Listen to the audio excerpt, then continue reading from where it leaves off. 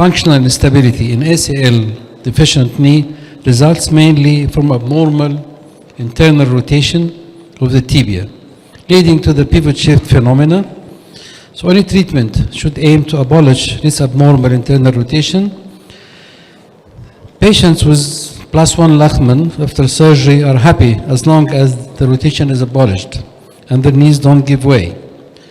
In some knees, isolated single bundle reconstruction may not be enough to control this phenomenon. There was a lot of controversy regarding anterolateral instability of the knee and what is the best way to control the abnormal rotation and pivot shift phenomena that leads to giving way. Techniques like double bundle reconstruction, anterolateral ligament reconstruction, lateral extra-articular tenodesis were suggested. We passed through many eras, came the anterolateral ligament and then faded and so on. And there was no agreement on which was the best method and when it was indicated, on its clinical and biomechanical basis. This led expert study group to get together and try to come out with a consensus. I like to bring your attention to these two papers. Anterolateral ligament expert group consensus paper on the management of internal rotation and instability of the anterior cruciate ligament deficient knee. This was in 2017. And then the anterolateral complex of the knee results from the International Anterolateral Complex Consensus Group meeting.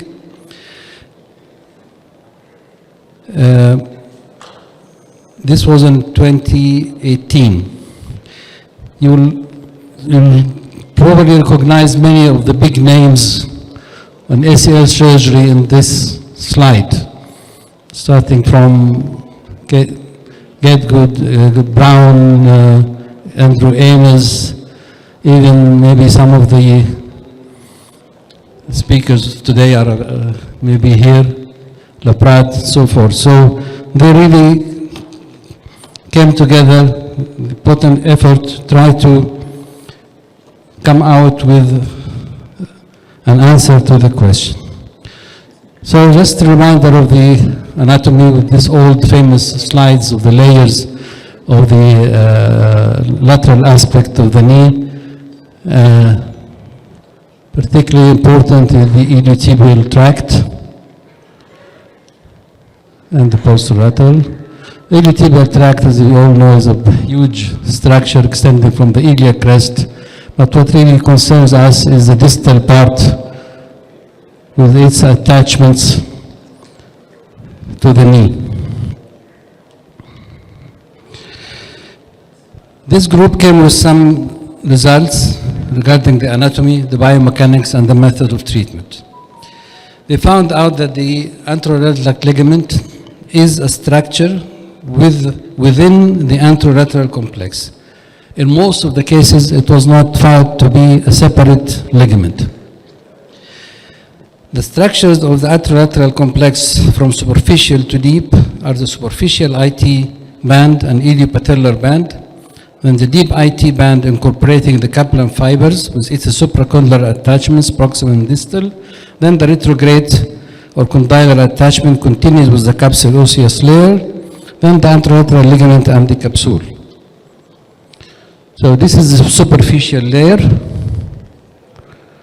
of the ITB with the extension of the iliopatellar band and the distal part of the going to the girdous tubercle. With reflection of the IT band comes clear the capillary fibers, as you can see it in here.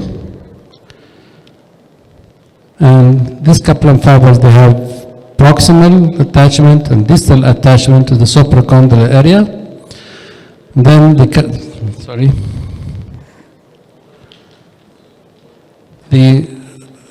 capsule osseous layer and the reflection of the attachment of the condylar fibers.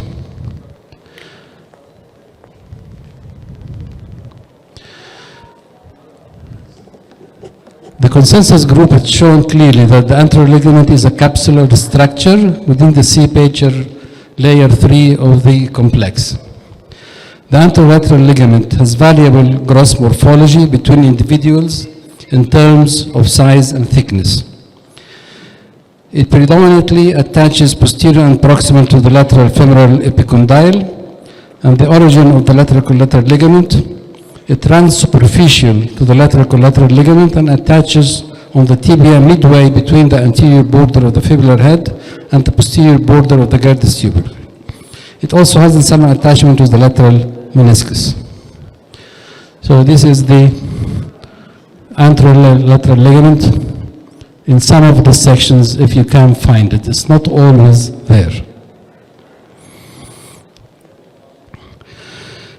They also discussed the second fracture, as was mentioned earlier this morning, and they found that multiple structures, including the anterolateral ligament, the deep ITB, and the biceps aponeurosis, attach in the region of second fracture, and it remained unclear which is responsible for the lesion.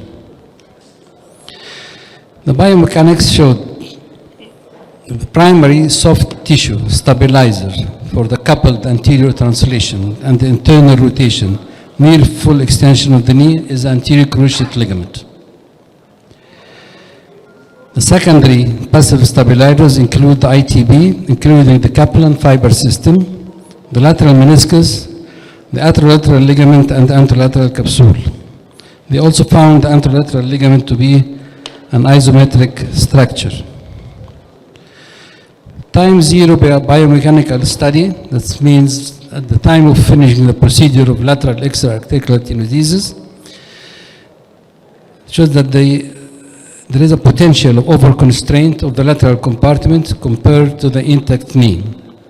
The clinical significance of this is not clear, but it has been shown in many papers that it did not lead to the development of osteoarthritis in the lateral compartment. But fixation of the lateral tenodesis with the tibial external rotation leads to over-tightening. Despite these concerns being raised, there is no clinical evidence that this tenodesis leads to osteoarthritis, as just mentioned. When we started doing the cutting studies, cutting structured by structured, contrary to the recent speculations or the non-speculations, the anterolateral ligament and the anterolateral capsule give little restraint against internal rotation, thus minimizing the value of doing anterolateral ligament reconstruction. They found the IT band and the capillary fibers to be the primary restraints to internal rotation at 30, 60, and 90 degrees of flexion.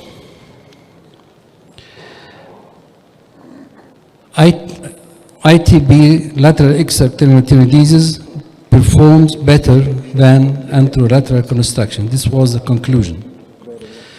And it acts as a check rein. It can be over-tightened, such we just need only about 20 newtons and should be done in neutral rotation. It can be fixed in any degrees from 0 to 90, but very important to be done in neutral rotation, not in external rotation. Anterolateral reconstruction, anterolateral ligament reconstruction, if done, should be done at full extension. And the lateral extra-articular tenodesis must be passed deep to the lateral collateral ligament. So when is it indicated? Indications, as mentioned earlier this morning by Dr. Saud, include revision cases, most of the cases. Patients with high-grade pivot shift, class 3. Patient with generalized hyperlaxity, especially those with genial curvatum. Many of the young athletes returning to pivoting activity may need this kind of extra-articular tenodesis, and in some cases of the with malalignment, but this is controversial. Technique is simple, through small incision, as you may see. Just need 1 centimeter width wide band, leave it attached to the girdis tubercle, so about 10 centimeters length would be enough.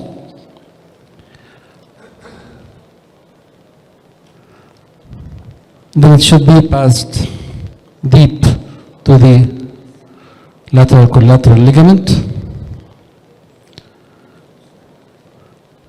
and fixed to the metaphyseal flare with a staple.